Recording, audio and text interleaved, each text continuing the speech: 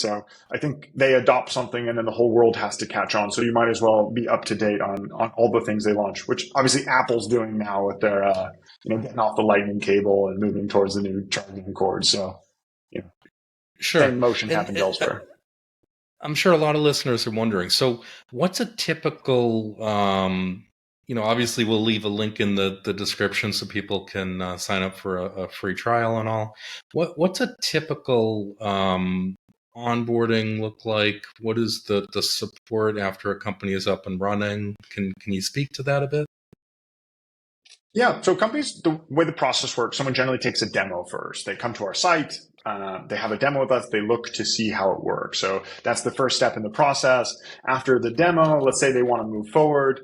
We provide dedicated account management. We have 24/7 support, which is kind of amazing. If you reach out during business hours, our average response time is less than 3 minutes. We help you with internal communication.